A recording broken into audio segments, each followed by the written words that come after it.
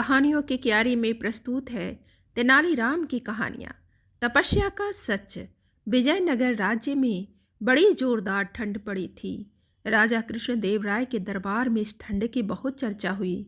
पुरोहित ने महाराज को सुझाया, महाराज, यदि इन दिनों यज्ञ किया जाए तो इसका उत्तम फल होगा। दूर दूर तक उठता यज्ञ का धुआं सारे वातावरण को स्वच्छ और पवित्र कर देगा। दरबारियों ने एक स्वर में कहा, बहुत उत्तम सुझाव है पुरोहित जी का।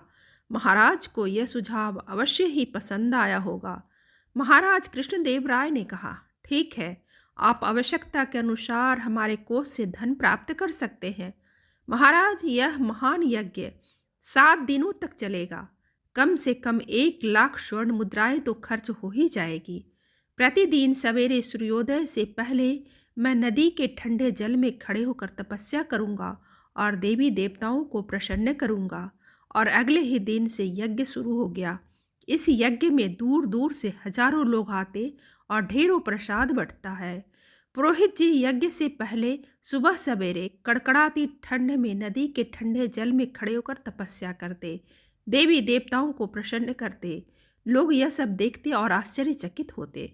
एक दिन राजा कृष्णदेव राय भी सुबह सवेरे पुरोहित जी को तपस्या करते देखने के लिए गए। उनके साथ तेनालीराम भी था। ठंड इतनी थी कि दांत किटकिटा रहे थे। ऐसे में पुरोहित जी को नदी के ठंडे पानी में खड़े होकर तपस्या करते देख राजा कृष्णदेव राय ने तेनालीराम से कहा, आश्चर्य, अद्भुत करिश्मा है। कितनी कठिन तपस्या कर रहे हैं हमारे पुरोहित जी।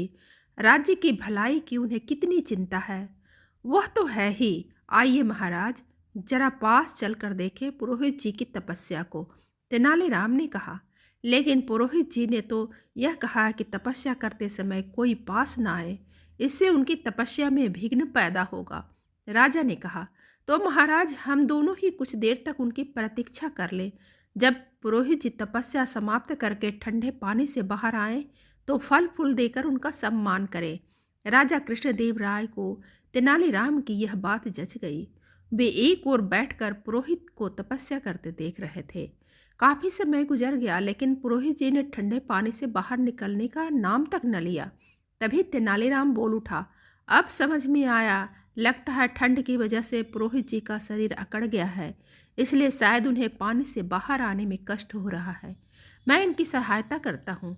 तेनालीराम नदी की ओर गया और पुरोहित जी का हाथ पकड़कर उन्हें बाहर खींच लाया। पुरोहित जी के पानी से बाहर आते ही राजा हैरान रह गए। उनकी समझ में कुछ नहीं आ रहा था। वे बोले, अरे पुरोहित जी की तपस्या का चमत्कार तो देखो, इनकी कमर के नीचे का सारा शरीर नीला हो गया है। तेनालीराम हंसकर बोला, यह कोई चमत्कार नहीं है महाराज। यह देखिए, सर्दी से बचाव के लिए पुरोहित जी ने धोती के नीचे नीले रंग का जलरोधक पजामा पहन रखा है। राजा कृष्णदेव राय हंस पड़े और तेनालीराम को साथ लेकर अपने महल की ओर चल दिए। पुरोहित दोनों को जाते हुए देखते रह गए।